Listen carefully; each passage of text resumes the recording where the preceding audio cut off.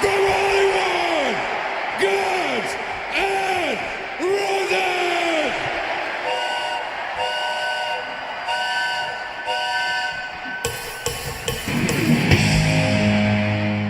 В конце прошлого века в Лос-Анджелесе на музыкальном небосводе хард-рока зажглась новая звезда – группа Guns N' Roses. Команда изначально славилась многочисленными скандалами. Неудивительно, что она в известных кругах стала воплощением слогана «Секс, наркотики и рок-н-ролл». История Guns N' Roses берет начало в малоизвестной группе Rose, в которой в начале 80-х играли вокалист Эксел Роуст и гитарист Изи Стрэдлин. Эксел и Изи знали друг друга еще со школьной скамьи. Как вы догадываетесь, это вовсе не их настоящие имена. Эксела на самом деле окрестили Уильям Бейли. Впоследствии он узнал, что фамилия его настоящего отца Роуз, и официально изменил фамилию. Слово «Эксел» никакого смысла не имеет. Это просто название группы, в которой он играл в своем родном городе Лафайет. Изи же носит гражданское имя Джеффри Избелл. Но, пожалуй, именно Эксел олицетворяет собой Guns N' Roses. Визитной карточкой группы всегда были его характерная манера пения и уникальные тексты, в которых удивительным образом сочеталось несочетаемое. Любовь и тоска по близкому человеку с одной стороны, и тяга к насилию и глупость с другой. Эта противоречивость берет начало еще в детских годах певца. Его отец описывался как проблемный местный правонарушитель, а беременность матери Роуза была незапланированной. Его родители развелись, когда Роузу было примерно 2 года, что побудило его отца похитить и якобы домогаться его, прежде чем исчезнуть из Лафайета. Его мать вступила в повторный брак со Стивеном Бейли и сменила имя сына на Уильяма Брюса Бейли. Будучи маленькими детьми, Эксел, его братья и сестры регулярно подвергались избиениям. Экселу так и не удалось до конца справиться с этой душевной травмой, что и вызвало все его многочисленные странности. Боязнь людей и одновременно тяга к ним, страсть шокировать публику, неспособность контролировать внезапно возникающие порывы, радикальное неприятие общественного мнения и удивительная ранимость. Почитайте тексты ганзовских песен, и вам все станет понятно. Это действительно внутренний мир Эксела, в который он приглашает всех желающих, в чем-то прекрасный, а в чем-то шокирующий.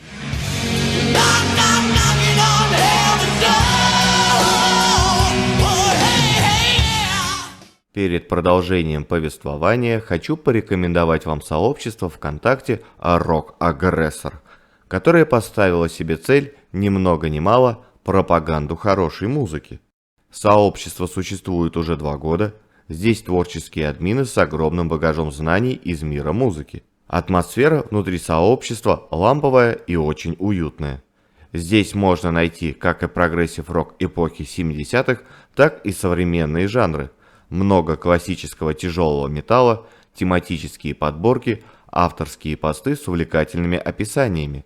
Автор также активно публикует творчество своих подписчиков и принимает заявки на ваши заказы. Я буду очень рад, если сообщество пополнится новыми единомышленниками. Подписывайтесь, знакомьтесь, отдыхайте и слушайте хорошую музыку. Ссылка в описании. Эксел покинул родной Лафайет и перебрался в Лос-Анджелес в 1982 году. За 2 года до этого аналогичный поступок совершил Изи. Созданная этими 2 персонажами команда Роуз ничем особенным не выделялась. Вскоре переименовалась Hollywood Rose, а в 1984 году распалась. Покончив с Hollywood Rose, Изи присоединился к группе Лондон. Когда Изи пришел в группу, вторым гитаристом в ней был некто Слэш, но о нем речь пойдет чуть позже. В это время Эксел пел в группе Los Angeles Guns, заправлял которой гитарист Трейси Ганс. Однако дела в коллективе шли не лучшим образом, и когда в марте 1985 года Эксел снова встретил Изи, троица решила основать новый состав. Над названием долго думать не пришлось. Ребята просто сложили вместе имена своих предыдущих коллективов Guns и Rose, и возникли Guns N' Roses. На барабанах в оригинальном составе группы значился Роб Гарднер. Единственной незаполненной вакансией была должность басиста. Им стал Дав Маккаган. Слэш – вторая по значимости фигура в Guns N' Roses.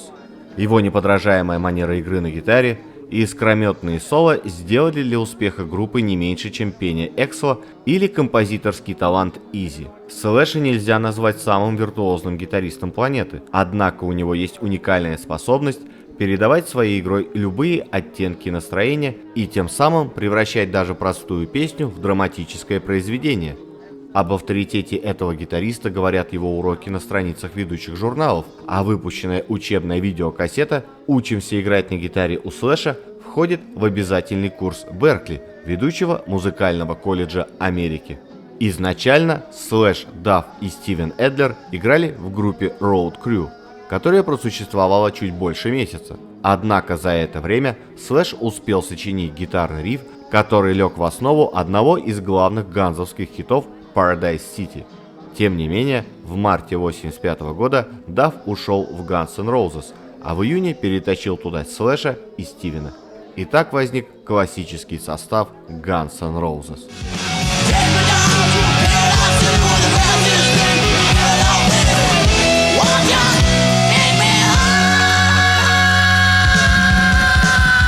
Группа вернулась в Калифорнию с не меньшей решимостью покорить весь мир. Денег у них не было, какой-либо популярности тоже, поэтому все музыканты жили и репетировали в здании на бульваре Сансет, которое они называли «Адский дом». Они обитали в комнате площадью 15 квадратных метров и питались на $4 в день. Этого хватало только на печенье и бутылку самого дешевого вина. «У нас не было ни ванной, ни душа, ни кухни», — вспоминает Слэш. Это было больше похоже на тюремную камеру, но звук был отличный. Эксел достал где-то доски, из которых друзья построили что-то вроде второго этажа, где они спали. И спали там не только члены группы, но и их девушки. «Мы старались заманить к нам как можно больше девчонок», — рассказывает Эксел. Это были довольно бурные годы. Девушки, принимавшие участие в диких вечеринках в адском доме, заботились о том, чтобы у ребят было что поесть и выпить. «Мы выжили только благодаря девчонкам», — рассказывает Стивен об этих голодных временах. Осенью 1985 года группа начинает регулярно играть по клубам Лос-Анджелеса и записывает несколько демо-лент. Активная концертная деятельность позволила коллективу быстро приобрести поклонников и привлекла к нему внимание пластиночной корпорации Geffen Records, что для начинающего коллектива более чем солидно. Контракт с этой компанией был подписан в 1986 году, а вскоре у группы появляется первый настоящий менеджер. Первоначально эту должность хотел получить Тим Коллинз, также работавший с Aerosmith. Однако он счел за лучшее отказаться, узнав, что еще до начала переговоров Эксел и компания заказали в баре отеля горячительные напитки за его счет. И менеджером Ганзов в итоге стал Алан Нивен. Для записи первого альбома их отправляют в студию. Однако запись так и не состоялась из-за полной невменяемости Слэша. Гитарист то накачивался наркотиками, то у него начиналась ломка. Поэтому остальные музыканты поставили его перед выбором: или наркотики, или группа. Алан Нивен снова отправил музыкантов в студию, и группа наконец записала дебютный альбом, который получил название «Жажда разрушения». Продюсеры запланировали выход диска лишь на лето 1987 года, и музыканты, не желающие столь долго ждать, открыли под покровительством лейбла свою собственную музыкальную звукозаписывающую компанию, на которой выпустили концертный мини-альбом «Life Like a Suicide». Пластинка, включавшая 3 собственных песни и кавер Aerosmith, была издана в декабре 1986 года и разошлась тиражом 10 тысяч экземпляров. Даже в золотые 80-е это было очень солидно для дебютного релиза. Однако группа разбиралась с кучей своих проблем и успех не особенно ощутила. А у Geffen была масса более раскрученных дисциплинированных групп, так что до Ганзов им просто не было дела. О том, какие проблемы решали Эксел и компания, лучше расскажет Дэн Маккаферти, вокалист легендарной группы Назарет. Их трудно было с кем-то спутать. И не надо было спрашивать, кто этот пьяный валяется в углу с бутылкой Джек Дэниелс в руках. Мы точно знали, что это кто-то из Ганзов. В то время они вели такой образ жизни, что даже мы, искушенные бойцы, ужасались.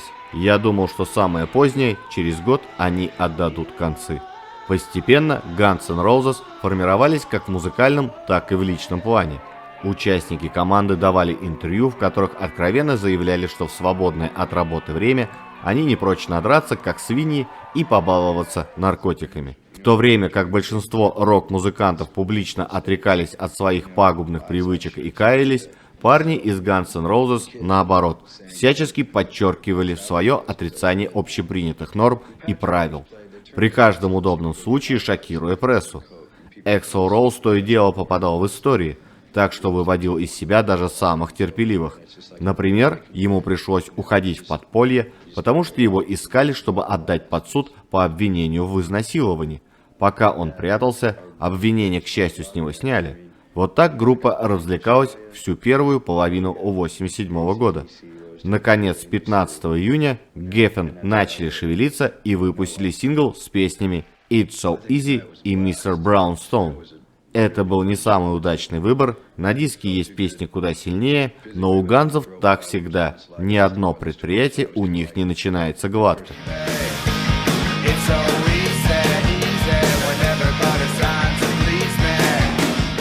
Естественно, что первые выступления Guns N' Roses в Европе просто не могли пройти без эксцессов. Английские газеты, наслышанные о похождениях ганзов на родине, с удовольствием писали о группе какие-нибудь гадости. Например, что любимое занятие группы – это душить собак. Сами участники группы, в свою очередь, во всех интервью подтверждали имидж плохих мальчиков. Так, в одном из них гитарист Слэш рассказывал о трудовых буднях коллектива.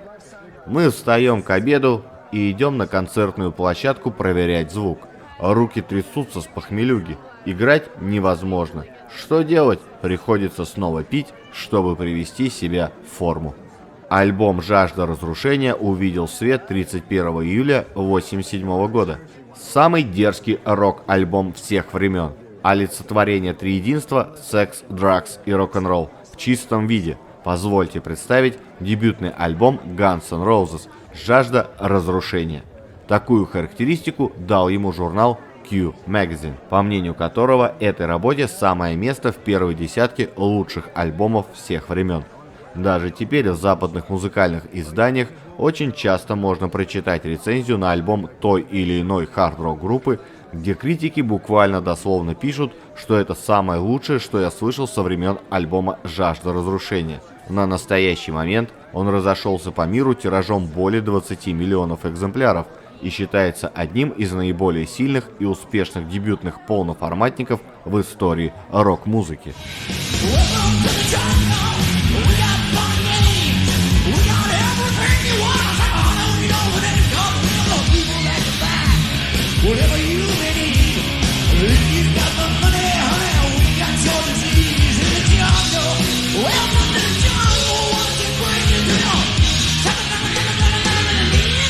С точки зрения музыки, ганзы не изобрели ничего нового. Их творчество можно было назвать осовремененной версией Aerosmith.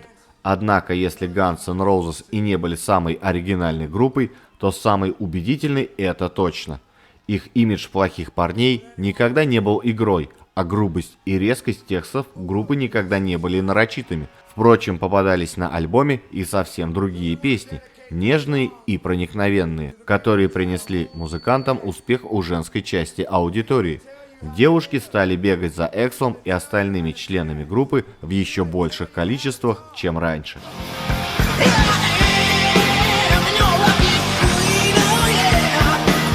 По мере того, как альбом начал набирать обороты, группа выехала на гастроли играть в первом отделении концерта американской Motley Crue. С ними ребята вступили как бы в соревнования, пытаясь утереть друг другу нос по части культурного досуга. «Помню случай в Фениксе», — вспоминает Слэш.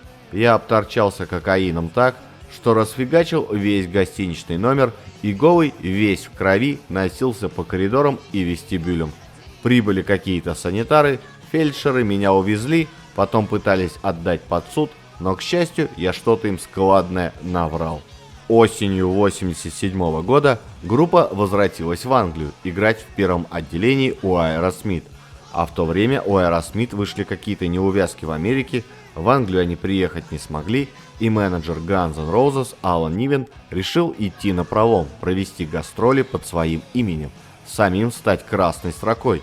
Этот риск оправдался, потому что хотя полных сборов и не получилось, но народ шел достаточно густо. После английского турне группа вернулась в Америку, где на одном из концертов Эксла Роуза арестовали прямо на второй песне. Он с микрофоном вышел в зал в толпу и, недолго думая, вмазал охраннику, который мешал отдыхать его знакомому парню. Затем они поехали первым отделением с Элисом Купером. Не успели выехать в поездку, как барабанщик Стивен Адлер сломал себе руку.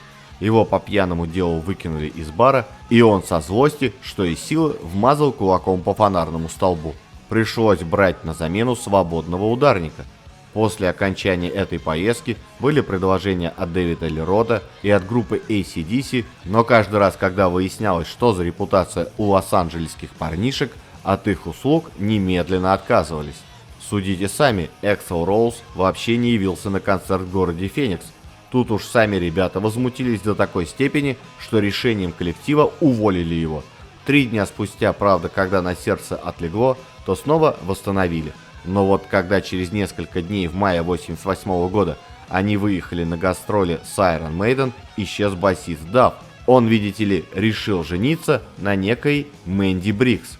Теперь уже пришлось брать свободного басиста. Однако гастроли оказались все равно несчастливыми. Эксел Роуз потерял голос, и концерты пришлось отменять на середине поездки. В июле сбылась мечта жизни. Guns N' Roses попали играть в одном концерте со своими героями Aerosmith.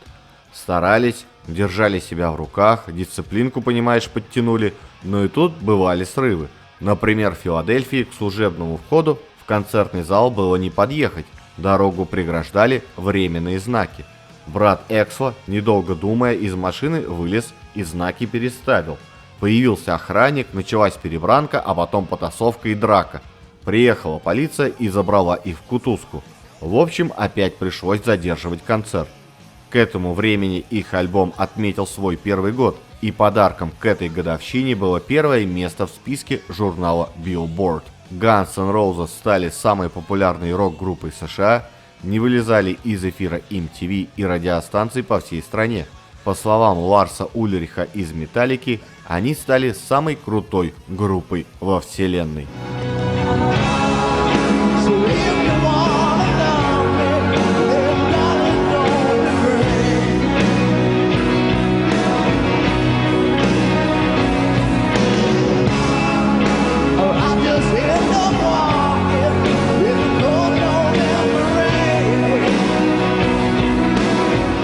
В августе 1988 года Guns N' Roses вернулись в Британию на фестиваль «Монстры рока» в Донингтоне.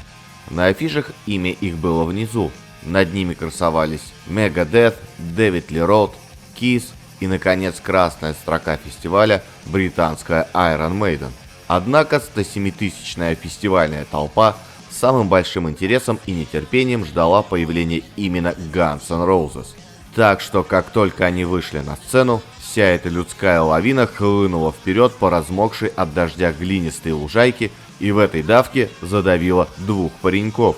Однако, когда Guns N' Roses после трагических событий возвратились в Америку, их песня Sweet Child of Mine стала номером 1. Эту песню Эксел посвятил своей подруге Эрин Эверли. Забегая вперед, следует отметить, что в списке 100 самых лучших видеоклипов MTV всех времен, опубликованный в конце 1999 года, клип на песню в этом списке занимает 6-е место.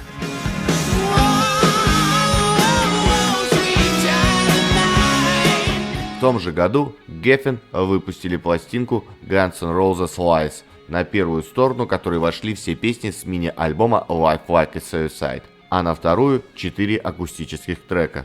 По словам Даффа, акустические вещи были записаны за одну ночь, причем в далеко не трезвом состоянии. На обложку диска поместили фотоколлаж, макет газеты с броским заголовком «Секс, наркотики, насилие, шокирующая правда». Это был намек на сенсационные разоблачения аморальных рокеров. Газета, конечно, была шутейная, то есть напечатанная специально для этого дела. Идею подал гитарист Слэш. «Мы были в центре внимания журналистов так долго», — сказал он, — «а нас столько написали дерьма, что захотелось собрать его и швырнуть обратно в их наглые морды». И снова не обошлось без грандиозного скандала. В песне «One in a Million» Эксел рассказывает свою историю. Он, провинциальный американский парниша, приезжает в блестящий Лос-Анджелес, где сталкивается с изнанкой жизни. Его грубо останавливает и обыскивает вооруженная до зубов полиция, кто-то пытается всучить ему краденое, ему хамит на бензоколонке заправщик, который двух слов по-английски связать не может. Некий религиозный деятель пытается выудить у него последние деньги, его грабит вооруженный афроамериканец и атакуют гомосексуалисты. Вот о последних двух Эксел пишет прямым языком, употребляя презрительные термины, которых награждают голубых и черных. Эксел заявил, что песня представляет собой честное отображение его чувств, и никто не имеет права осуждать его за то, что он говорит правду. Пластинка попадает в пятерку самых продаваемых альбомов США. В это же время в пятерке все еще находится «Жажда разрушения». И так Ганзы стали единственными исполнителями 80-х, сразу два диска которых находились в топ-5 одновременно.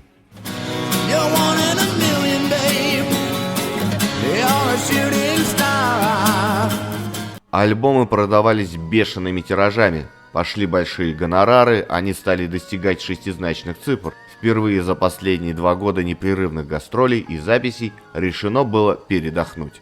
Дав, Эксел и Изи занялись покупкой недвижимости, а Слэш и Стивен не смогли совладать ни с крупными карманными деньгами, ни с обилием выходных, и оба сели на иглу. Становилось ясно, что будущее группы под угрозой. Слэша отправили на Гавайские острова в профилакторий, но полученного там антинаркотического заряда хватило ненадолго. В августе 1989 года был арестован Изи прямо у трапа самолета. Что же он такого натворил? Да, в общем-то, так, пошалил немного, на пол помочился, послал стюардессу куда подальше и курил в отделении для некурящих.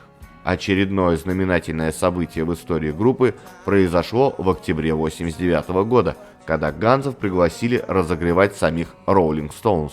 На первом же концерте, на который пришло 83 тысячи человек, Эксел вышел к микрофону и сказал: «Мне не хотелось это делать на сцене, но если некоторые товарищи из нашей группы не приведут себя в порядок, этот концерт может стать для Guns N' Roses последним».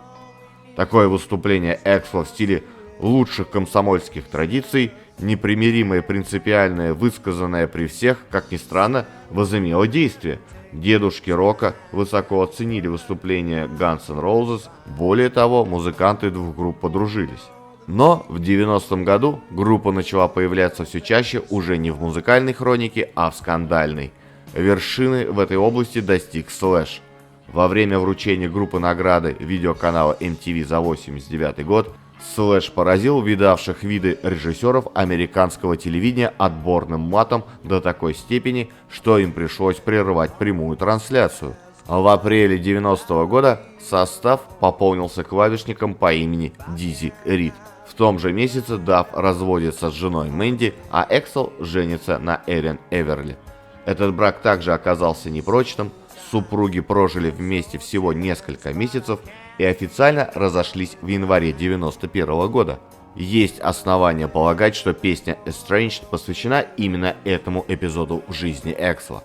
По словам Эрин, Эксел оказался товарищем очень неуравновешенным, по любому поводу психовал, оскорблял ее, угрожал оружием, жестоко избивал, заставлял принимать наркотики, насиловал, принуждал к сексу втроем, запирал дома. И это лишь часть обвинений в сторону Эксела, которые Эрин выдвинула против своего бывшего супруга.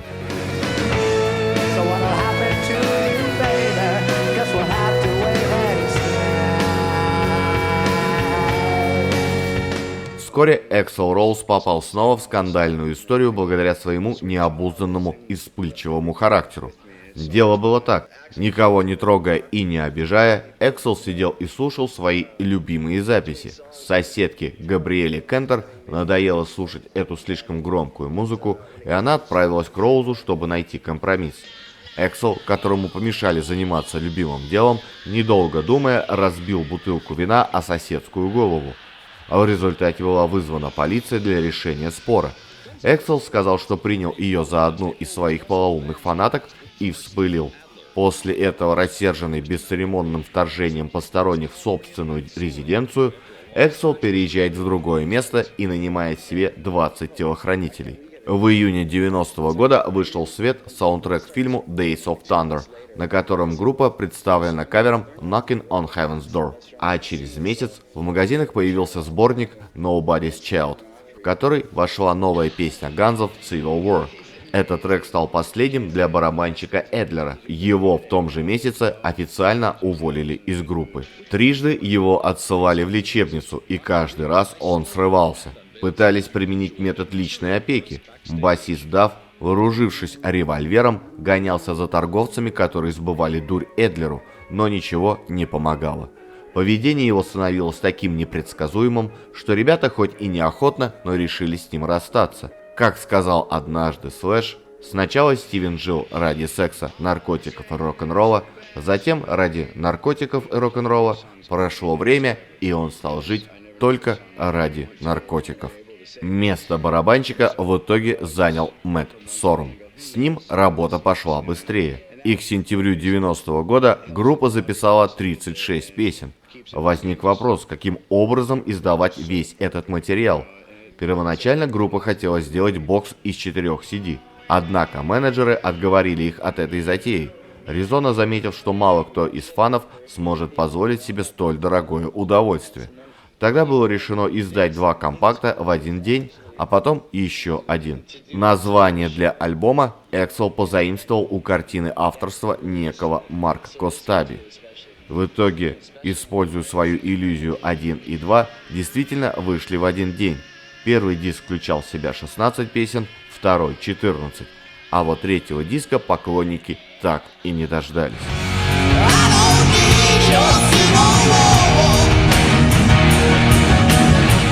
Начало 91 года ознаменовалось для Ганзов увольнением их менеджера Алана Нивена, которого уже давно подозревали в халатности и присвоении доходов группы.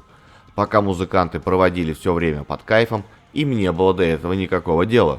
Но когда уровень потребления алкоголя и наркотиков пошел на спад, вопросы менеджмента сразу всплыли на поверхность. Преемником Алана стал Дуглас Галштейн. Тем не менее, внимание группы в первую очередь занимала еще не вышедшая пара альбомов, которые нужно было пересводить и доводить до ума. В это время новый материал Ганзов послушал Арнольд Шварценеггер. Ему особенно понравилась песня «You Could Be Mine», и он захотел использовать ее в своем фильме «Терминатор 2». Взамен группа попросила Арни сняться для видеоклипа к этой песне, и он согласился. «Терминатор 2» стал суперхитом, и так имя Guns N' Roses снова оказалось у всех на слуху.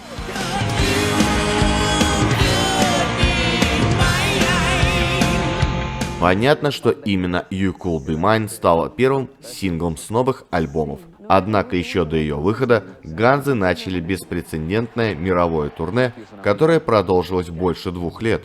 Естественно, начали со скандала. 2 июля во время концерта в городе Сент-Луис Эксел заметил в толпе человека с фотоаппаратом. Он попросил секьюрити удалить нарушителя из зала, но никакой реакции не последовало. Тогда Эксел прыгнул в зал, отобрал фотоаппарат, а по возвращении на сцену заявил: «Из-за разгильдяйства секьюрити я еду домой». После этого вокалист покинул сцену, остальные музыканты последовали за ним, а разозленная публика начала громить все вокруг. Размер нанесенного ущерба оценили в $200 000.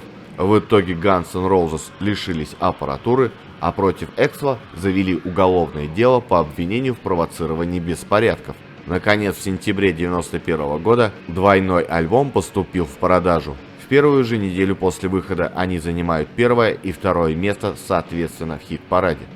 Несмотря на то, что эпоха хард-рока на радио и телевидении уже уходила в прошлое, и на горизонте уже появились гранж и альтернатива, Guns N' Roses вновь с легкостью стали самой популярной рок-группой Америки. Композиции стали более зрелыми и приобрели прямо-таки эпический размах. Закрывающая первый диск вещь «Кома» длится более 10 минут, а тексты хоть и стали менее прямолинейными, ничуть не растеряли ни агрессивности, ни лиризма.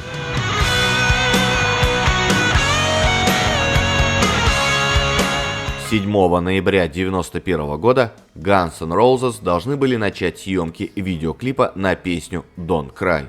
Группа прибыла на съемочную площадку, и тут выяснилось, что Изи нет в наличии. Он вскоре объявился, но не лично, а по телефону, и объявил, что уходит из группы. До крайности удивленный Эксел попытался выяснить, в чем дело, однако в ответ Изи стал выдвигать неприемлемые, по словам Эксела, требования, так что стало очевидно, что играть в Guns N' Roses он больше не хочет. Разговор с Изи продолжался около 5 часов, и Эксел испробовал все возможное, чтобы вернуть гитариста, даже рыдал в телефонную трубку, но ничего не вышло. Видео сняли впятером, у Слэша на спине была табличка с надписью «Где Изи?».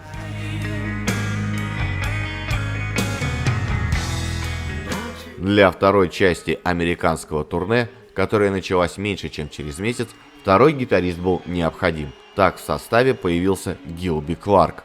Потеря Страдлина была для группы весьма ощутимой. Великолепный композитор, написавший множество песен группы, он был к тому же старым другом Эксела. И было очевидно, что без него группа никогда не будет такой, как с ним. Но пока шло турне, это было не слишком заметно. Тем более, что помимо нового гитариста на сцене появилось еще немало народу. Бэк-вокалистки, духовая секция в составе и дополнительный клавишник, который также играл на губной гармошке и подпевал. За 2 года турне с группой произошло столько всего интересного, что об этом можно написать целую книгу. Особенно богатым на разного рода инциденты выдался совместный американский тур с Металликой. К примеру, перед самым началом поездки Эксела арестовали и припроводили в суд по делу о провоцировании беспорядков в Сент-Луисе. Правда, он отделался довольно легко, и суд приговорил Эксела к штрафу в $50 000 и 2 годам условно. Также чуть не влип в историю Слэш. Он подписал контракт на рекламу чудесного напитка с названием Black Death водка, чем навлек критику со стороны не кого-нибудь, а министра здравоохранения США. Гигантское турне наконец завершилось в 1993 году. Оно считается одним из самых длинных в истории рока. За более чем 2 года группа дала 192 концерта в 27 странах. Посмотреть их выступления пришли в общей сложности более 7 миллионов человек. Казалось бы, после столь затяжного тура группа должна брать отпуск и на несколько месяцев забыть о существовании друг друга и музыки вообще. Тем не менее, Guns N' Roses имели на этот счет другое мнение. В ноябре того же года они издали новый диск. Впрочем, новым его можно назвать только относительно. Все песни на Spaghetti Incident были позаимствованы из творчества других групп, в большинстве своем откровенно панковской направленности. Большинство поклонников группы приняли диск довольно прохладно, поскольку не знали и знать не хотели ни о каком панке. Однако вскоре выяснилось, что Ганзы опередили свое время. Всего через пару лет панк стараниями Green Day и The Offspring вернется на вершины хит-парадов, а безызвестные группы типа Misfits или Fear, песни которых в частности попали на Spaghetti Incident, будут считаться классиками и отцами-основателями американского панка.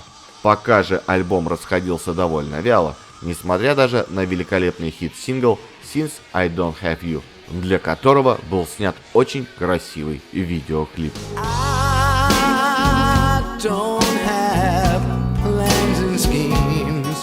После этого группа приступила к записи нового материала, и в 1994 году Кларк даже обмолвился, что альбом практически готов. Но в дело вновь вступил Роуз, который решил добавить в коллектив еще одного гитариста, Пола Тобиаса. Для Слэша это стало последней каплей, который заявил, что либо Тобиаса в коллективе не будет, либо Слэш уходит. В том же году группу покинул Кларк, у которого закончился контракт с группой. В 1996 году Слэш окончательно покидает группу, и в Guns N' Roses начинается непрекращающаяся чехарда с составом. Во всей этой свистопляске Роуз оставался единственным оригинальным участником группы. Долгожданная пластинка Chinese Democracy, о которой уже слагали анекдоты, вышла только в 2008 году и значительно отличалась от того, что группа делала до этого. Эту работу со значительным влиянием индастриала вообще можно воспринимать как сольную пластинку Роуза. Часть фанатов вообще не приняла релиз. Как бы то ни было, альбом занял 3-ю строчку в Billboard и стал платиновым. В 2012 году Guns N' Roses были включены в зал славы рок-н-ролла. Многие фанаты надеялись, что данный факт послужит причиной примирения Роуза с остальными участниками. Но вокалист попросил вычеркнуть его имя из номинантов и не принимал участия в церемонии. В этот момент поклонники группы потеряли всякую надежду на возрождение золотого состава. Но чудо все же случилось. В январе 2016 года было объявлено о том, что Duff и Slash возвращаются в состав. С тех пор Guns N' Roses активно гастролирует, а в 2019 году даже появились слухи о том, что группа готовит новый материал. Фанатам же остается надеяться, что в этот раз Роуз не покажет свой характер и новой пластинки не придется снова ждать 15 лет.